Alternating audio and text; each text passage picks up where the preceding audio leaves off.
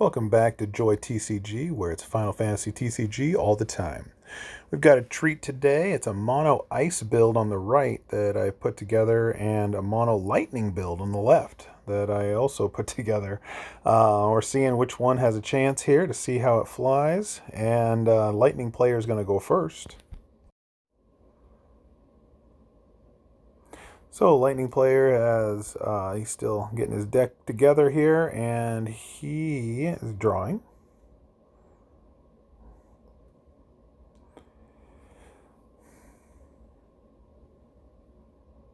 And we're going to get that light turned on behind us, try to help with the lighting a little bit. I know it's been a while since I've made a video. I was trying to prepare for the re-raise in Portland, and it was a great time. Anyone who was there knows how awesome it was. I was the schmuck that brought the You're Fired deck. If you've seen the top 16 list, I thought it would be funny to build a 30 summon deck, and it somehow got me second place by the end of day one. And since day two, they get to see your deck list. I didn't get my surprise factor anymore, and I was crushed by Soiree, but it was a great time. So on to the game here. We've got Roche. Roche plays for free if you have no characters on the field. He's reduced by 2 technically, and he costs 2, so that makes him 0. And here he is. He's a 4K with haste, and he's going to discard another Roche for the Spectral Keeper monster. Spectral Keeper is really fun. At the beginning of your attack phase, during each of your turns, you can dole one character your opponent controls, or one forward your opponent controls. And Roche has haste, so he came in for the hit. Does a damage first turn. I can't see what that card is. I think that's Vayne. It is. Ice Vayne, cost, legend in the damage zone there. And first turn, Ice player is going to put Chaos on the field. The Chaos backup, he can tap for any color or dole for any color. And you can play as many dark characters as you want, as long as he's on the field. And let's see, he's going to play, he's paying 4 for Devout. The Devout backup is gain a crystal, and your opponent discards a card. So now the Lightning player has to choose what card to let go of. It will be Lawn. The Lawn card's really awesome if you have a monster in the break zone when you play him. If you don't, he's kind of useless, but if you can activate his effect by having a monster in the break zone when he comes to the field, he's amazing. I think they're talking about Lawn right now, because the Lightning player, actually, it's my son, and he just picked up the deck and said, let me try it. So he's not real familiar with the card, so I'm kind of explaining how Lawn works. And then the Ice player also plays another backup, so he's got 3 backups down. Apparently he's okay with Roche coming in for another hit, because I'm pretty sure that's probably how it's going to go. All right, so he's going to play Alba. When Alba comes to the field, you can look at your opponent's break zone and choose a card to remove from game. If it's a summon, Alba gains haste. If it's a character, Alba gains 3,000 power. So Alba chose to get rid of a summon, which gave her haste, and now she's attacking. So when she attacks, she also removes something from the break zone, and this time it's a character to give her 3,000 power. So Roche and Alba came in for a hit. Now Ice player's already at damage 3 and probably sweating because it's time to get some forwards on the field.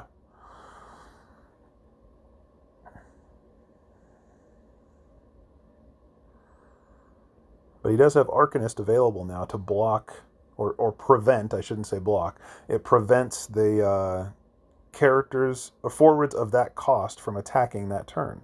So essentially, since the Lightning player has 2 cost forwards on the field, all he'd have to do is just pay for Arcanist's Dole ability and say forwards of cost 2 can't attack. So he can pretty much sit there and have it so that the 2 costs can't hit him. He'd have to play something of a different cost to get through.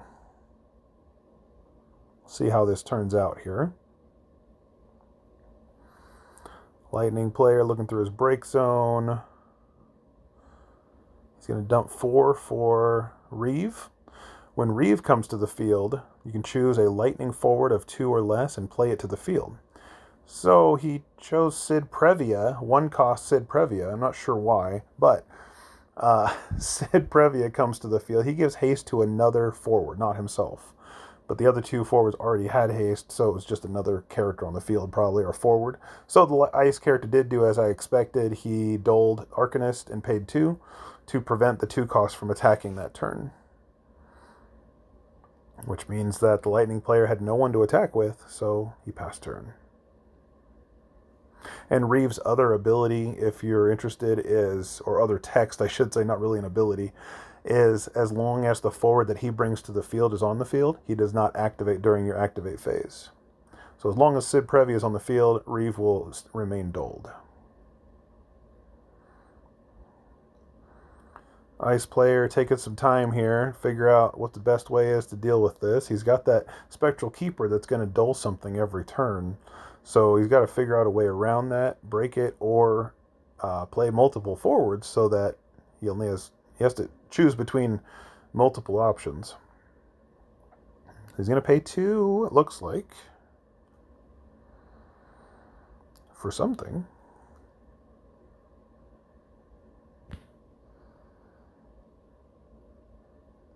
I swear the video didn't stall. He's still, okay, he's not paying 2. He's going to discard from hand instead to play Lightning. So since his opponent has 1 card in hand, Lightning costs 2 to play. So he went ahead and paid 2 with that discard to play Lightning.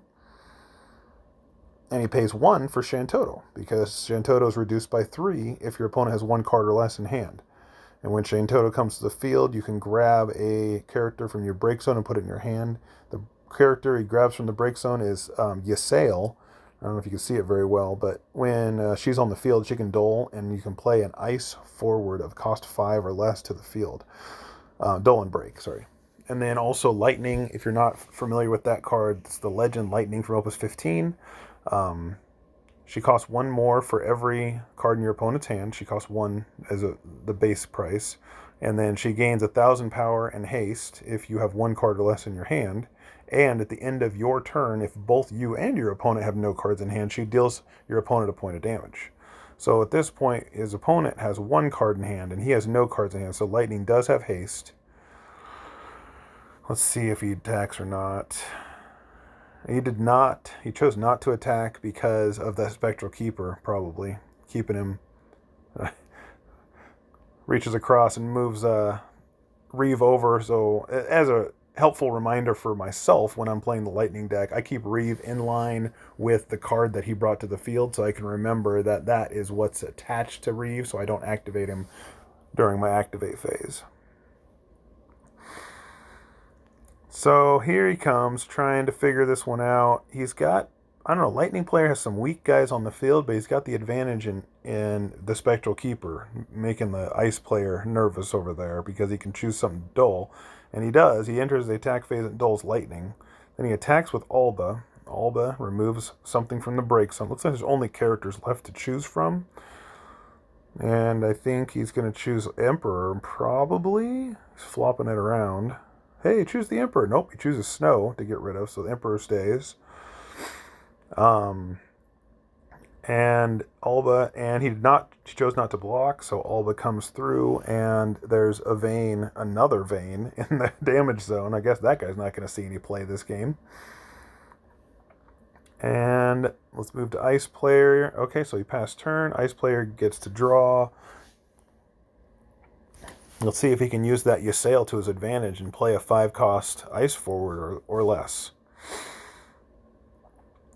But if I remember right for this game, I drew 2 dark cards, which is not very helpful right now. Or something like that. Let's see here. So he goes to attack phase. He attacks with Shantoto. Does not block. He takes the Aranea EX. Aranea on the EX is reveal the top card of your deck. If it's a Lightning card, put it in your hand. And since he has an all Lightning deck, that's almost a guaranteed take right there. I think there's 1 dark card in that whole deck, and everything else is Lightning. I tried to get the Aranea out of that deck, but it's just so nice to get an extra card from her every time she either EXs or is played. So it's a nice card to have when you have an all Lightning deck. Other than that, she's not very useful. She's super weak and just kind of sucky without other Dragoons. But that extra card, essentially you play her for free because she gives you a card.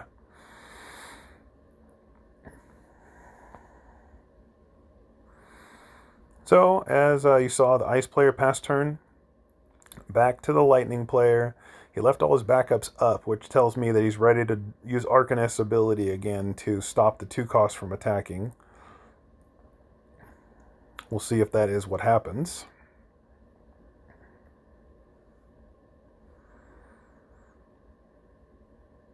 Let's see, we've got 2 CP down. He's discarding another for 4, and it's Sid of Clan Gully. So this new card from Opus 17, when he comes to the field, it's also an EX, and it's grab a lightning character from your break zone and put it in your hand. I missed that a little bit, but I think he grabbed an Exdeath out of his break zone with that. And he's going to pay 4 for Exdeath. Hey! So this is the new Opus 17 Exdeath, and when Exdeath enters the field, remove all characters from both players' break zones. So, it's all characters. So if you notice, the lightning player has, it looks like an Ixion in the break zone. That doesn't go because that's not a character. Everything except summons would go. And the ice player does not have any summons in the break zone, so his entire break zone is gone. When there is 10 or more cards removed from game, that's total for both players, Exdeath gains 2,000 power. So right now, I believe there was 13 cards removed from game, and so Exdeath is a 10k. If you have 20 cards removed from game total, then at the end of each of your turns, your opponent has to choose a character and put it in the break, or remove it from the game. So he's deadly after you get to 20, but he didn't hit that set point yet. He's only at 10. So he, and Ice Player did do as I expected. He doled Arcanist and prevented the 2 costs from attacking that turn, which means all he had left to attack with was Sid Previa, which is a 2k, so he's not going anywhere with that. Alright, Ice Player has another opportunity to maybe use Ysayle to get a free character to the field, I hope. He pays 2 for the Zizat? I believe it is. That's the new Zizat card. Legend from Opus 17. He costs 1, and it's same as Lightning. He costs 1 more for every card in your opponent's hand. If your opponent has 3 or more cards in hand when he comes to the field, then you look at their hand and you choose a card to discard. And when he attacks, he gives all the forwards you control 1,000 power. So I'm still torn on this Zizat card. I'm not sure if it's good or not yet. I really wanted to play him because he was 2 of the legends I pulled from my box, just because. And I fit him in this deck, and I'm like, man, Lightning is so much better. She gets that field boost of 1k when you have 1 card or less. She gets haste. He never gets haste. She's just better. She's just better. So, Lightning comes in for an attack. Now, remember that Exdeath is a 10k, and Lightning's a 10k at this point. So, he chose not to block with Exdeath. He didn't want him to die. Took the hit instead.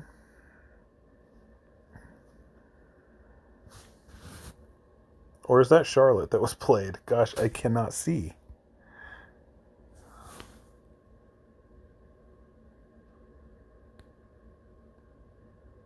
I'm pretty sure that's actually Charlotte.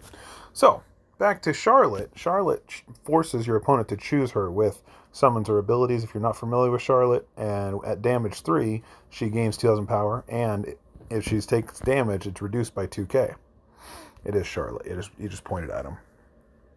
And so that Ice Player is at 4 damage, so Charlotte's ability is active. That gives her 2k and 2k reduced damage. So looks like he's going to activate Arcanist to prevent 2 costs from attacking. And when he entered combat, Spectral Keeper forced Charlotte to dull. So that leaves Ysayle 7k, and Shintoto is an 8k up, and he chose not to attack, even with 5 or 4 forwards on the field and a monster. But the monster can't turn into a forward. Spectral Keeper can only turn to a forward at damage 3 or more. So at damage 2, he's stuck as a monster.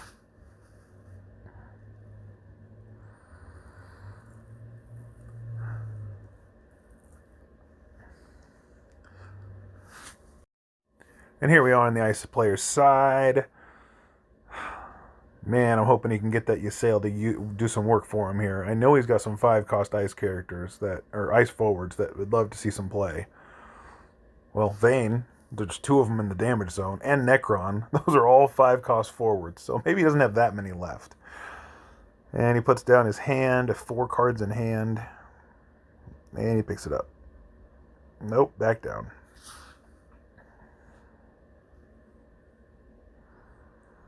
Trying to decide what he's going to do about this. There's the Exdeath with a 10k facing him, and then he's got a bunch of other less powerful guys there. He goes and tries to swing with Lightning. You're like, wait a minute. Lightning doesn't have her 1k boost because I have 4 cards in hand. She only gets her boost with 2 or less cards in hand. So Exdeath could have just stomped her. So he pulled back that attack. It's not a tournament. It's all good. He figured it out right away. And now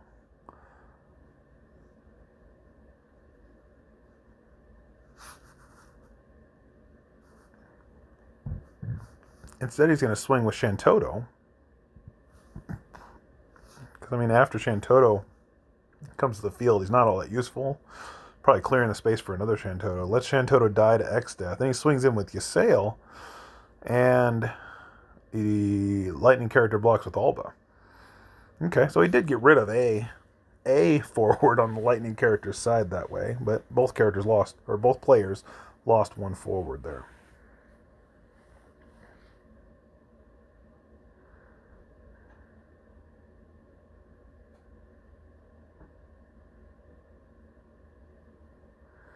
And he passes the turn. He knows Charlotte's going to get dulled here by Spectral Keeper.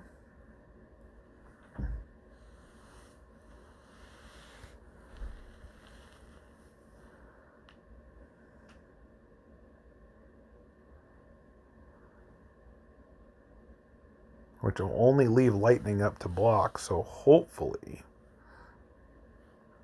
if he can dull Lightning and Charlotte, Ice Player's done. Pretty much. He might have some tricks up his sleeve, but it's going to be a tough recovery there. Let's see here what Lightning Player is going to put down. He's got... Oh, it's Behemoth K. At only 2 damage, Behemoth K's extra crazy ability isn't active, but he's still a menace. Behemoth K is... If he gets targeted by a forward, of one of your opponent's forwards, for anything, break that forward. That targets him. And then also, when he attacks, deal your opponent a point of damage. And when he attacks, he gains 3,000 power until the end of the turn. And then at damage 5, he gets haste. And if he is blocked, he still deals your opponent a point of damage. So if you're at damage 5 with Behemoth K, and for example, your opponent's also at damage 5, if they don't stop you and Behemoth K swings in, you win automatically. Because he's going to hit for 1 when he swings. And even if they block, he still hits for another 1. Alright, so Lightning Player obviously did not swing in or anything that turn. He passed turn. Ice Player went ahead and played Scale Toad, trying to limit their hand size of his opponent. And still, it looks like it's going to be kind of a standoff of power here because Charlotte's causing problems for Spectral Keeper, and Exdeath and Behemoth K are just big bodies that Ice can't get through here. And Ice has to watch out because he's already at 4 points of damage, and Behemoth K's on the field. So, man, he'd probably have to use Arcanist to stop Behemoth K from swinging every turn, or he's going to be in trouble. And there's that Alba again? My goodness, no wonder he blocked with Alba. He wanted to play her out again. So he gets to remove another card from the break zone. He chooses the Elden Arch Ice card.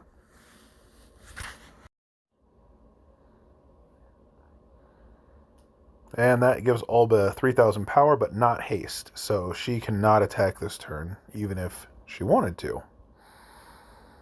And he also played Assassin to the field. The Opus 5 Assassin is when she attacks, dull 1 forward of cost 2 or less. So if Charlotte wasn't on the field, that would be a great card to dull Lightning, and then you could just hit in. But with Charlotte on the field, as long as Charlotte doesn't die, Assassin has to choose Charlotte, as well as Spectral Keeper. Both of them would essentially be doling Charlotte, even if she's already doled, because she has to be chosen.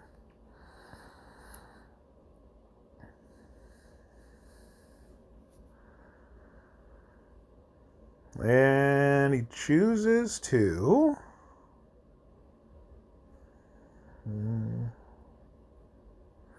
go to combat. Spectral Keeper doles Charlotte. Swing in with Behemoth K did not stop it. He takes the point of damage from Behemoth K attacking in.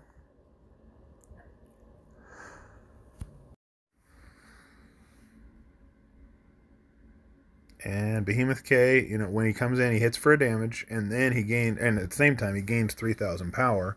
So he's a 12. And let's see, oh no, he's checking out his card here. And he blocks with Ysail to prevent the extra damage there, which would take him to 6 if he got hit with it. With only lightning up. But he can't attack. Yeah, he could attack with Assassin, but Assassin would have to dull Charlotte, so it wouldn't work. Can't attack with Alba. He got Exdeath, Sid Previa, and Roche. And Roche does not have his power boost, so he's still only a 4. Yeah.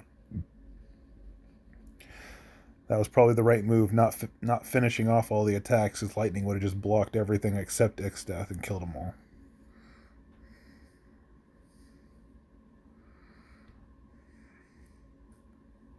So he passes turn. Ice player looks like he has quite a few cards in hand, so hopefully he's got some plays available here.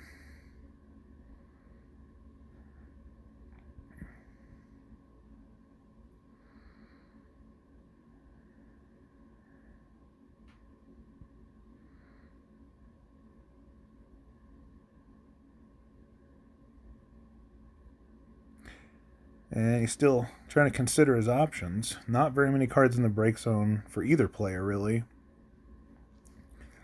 Most of them got removed by Exdeath earlier, and not a lot's really been added. Let's see where he's going to go here. He's going to, looks like, pay 1 for Spiritus. Spiritus is a dark card that you can have 2 or more dark cards on the field when he's in play. When he comes to the field, you can pay any amount, so X, and then when you pay that amount, you can search for and play a dark card of that cost to the field. So he paid 5. He searched for and played the Emperor, the new Emperor from Opus 17. When Emperor comes to the field, you can search for and remove from game 2 Emperors from your deck. If you do so, up to 2, sorry. And for each Emperor you remove from the game from this effect, you gain a counter. For each counter on the Emperor, he can remove a counter when he takes damage, and the damage is reduced to 0. And when he adds a counter based on this effect, you get to draw a card for each counter added. So that gave him 2 counters, and he drew 2 cards off of it. And they're doing another count of the remove from game pile to make sure Exdeath doesn't hit 20 yet. And I think at this point they're at like 16 or 17. It's getting close. But Emperor has 2 of I think they're Palencia counters that can reduce damage to 0 for twice, essentially. And he has Brave. But not Haste.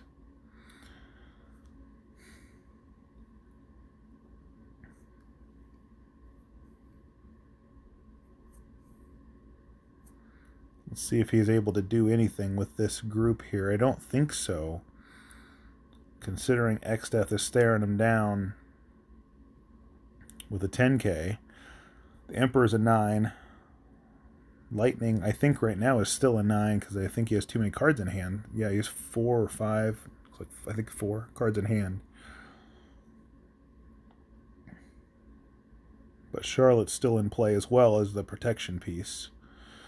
So this looks like quite a standoff with 6 forwards on the lightning side and 4 on the dark/ice side. And he passes turn with no attacks.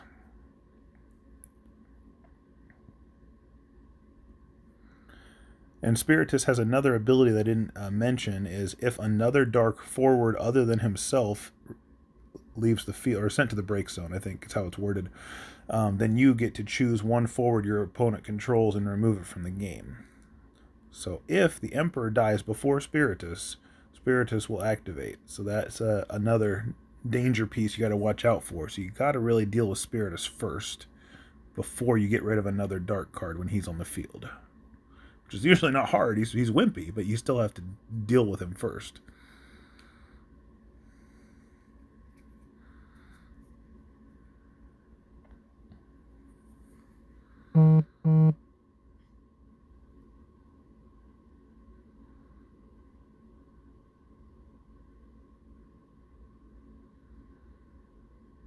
So they're talking through the situation they're in, it looks like. I see 2 Necrons and 2 Veins in the damage zone for the Ice player, so he's limited for his options here. Apparently Necron's not going to be a feature of this match either. Oh, he's going to pay 2, because he's a damage 5, to play Shiva for a reduced... So she's a 5-cost Ice summon that is reduced by 3 if you're at damage 5. So he only had to pay 2 for her, and it's Dull and Freeze 2 forwards. So he chooses to Dull and Freeze Exdeath and Behemoth K, leaving only his 5 and less K forwards up. And then entering combat, it's actually the Lightning player's turn still. So Spectral Keeper activates and dulls Charlotte. I'm guessing that's going to be the end of the turn because he has nobody who can attack through that wall. And it is end of turn.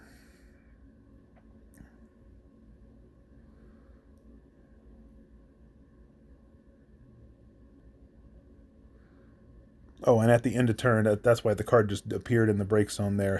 Scale Toad activated to make the Lightning player discard 1 card.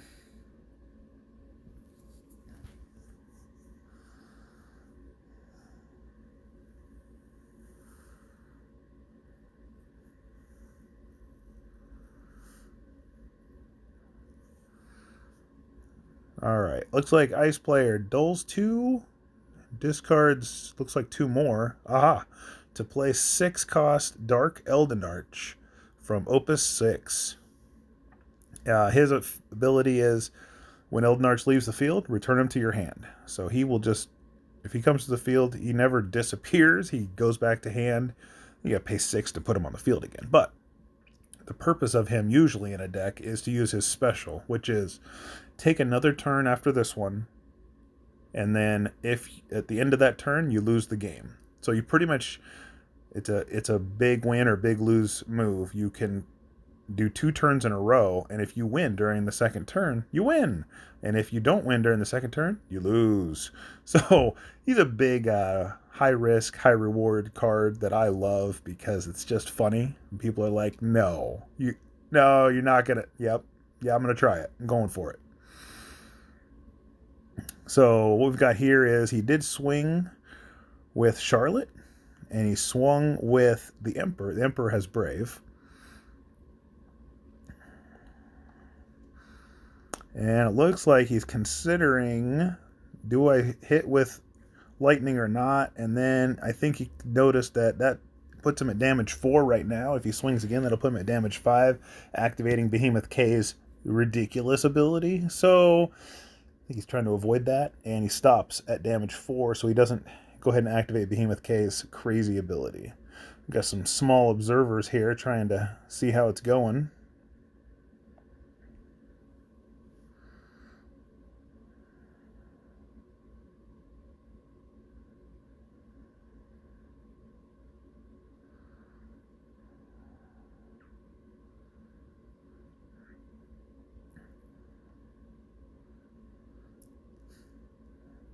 Lightning player is not sure how he's going to deal with this since his 2 big boys are still dulled from that Shiva. I doubt he's really going to be able to swing this turn, but we'll see if he has any other things going on here. So he plays Ixion, the new summon, Opus 17. So when Ixion comes to the field, break all 2 cost and less forwards. And if you pay an extra cost, you can break all 3 costs or less forwards. But in this case, he doesn't even need to pay because there's no 3 costs on the field. So he breaks a bunch of his own guys and a bunch of the ice guys, leaving just Elden Arch and Emperor on the field, 2 dark guys on the ice side, and Behemoth K and Spectral Keeper and Exdeath on the lightning side. And then he also plays Lulu. Lulu gives a 1k bonus to all of your forwards that are lightning. So now Behemoth K is a 10, and Exdeath is an 11. And when Behemoth K attacks, he'll be a 3 bigger, so that would put him at 13. Well, that was probably a game-winning move, because now Elden Arch can't use his special to overpower and do enough damage to win, because he doesn't have enough forwards on the field. If he had another in his hand to use his special.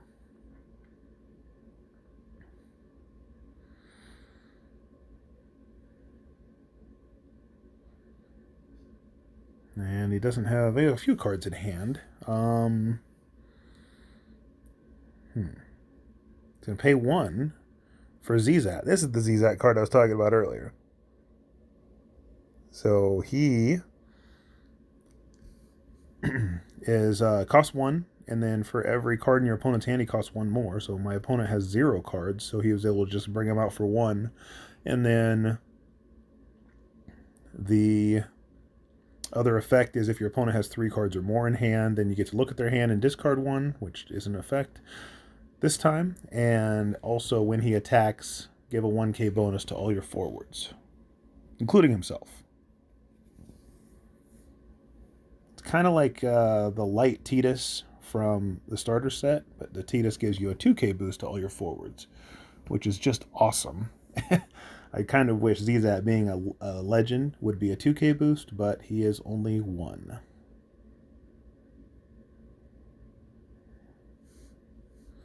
Now he's trying to decide what to do here. Does he hit in and take his opponent to 5 damage? And I guess he will. He will take him to 5 damage. He's given Behemoth K his super ability. But he does have Arcanist available to block Behemoth K from or prevent Behemoth K from attacking. And he'll also swing with Elden Arch to take him to the 6th damage. Trying to set himself up for a win here. Maybe he's got a lightning in hand to do a final point of damage or something. Putting Behemoth K active is dangerous, so this is going to be over quick one way or the other.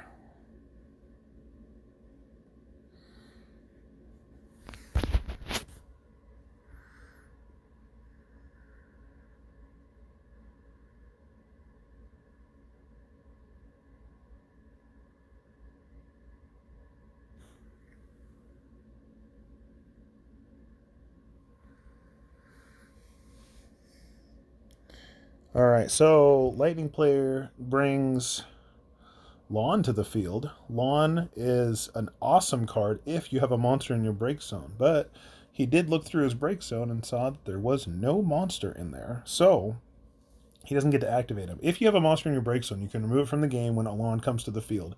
It gives Lawn 2k, and during each player's attack phase, dull one of your opponent's forwards. It's an extremely powerful ability if they don't stop it somehow, and it activates during each player's at the beginning of each player's attack phase. So I have won games because of Lawn in the past, because if you got Lawn on the field and Spectral Keeper, the beginning of your attack phase, you're dulling 2 characters. Oh, it looks like he's going to activate Arcanist to prevent Behemoth K from attacking, or technically all 5 cost forwards, because Behemoth K is a 5 cost. Which does allow Exdeath to swing in if he wants to, but he can't hit with Lawn because Lawn doesn't have haste. So he chooses to dull the Emperor with a Spectral Keeper when he enters the attack phase.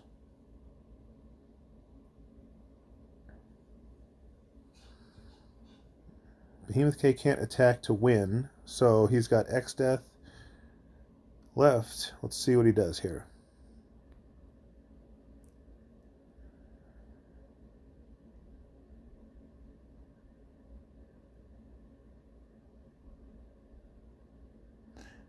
Oh, he's pulling the sneaky play. He's at 3 damage now. He's actually at 6. So he can activate Spectral Keeper into a forward. When Spectral Keeper attacks, choose a forward and dull it.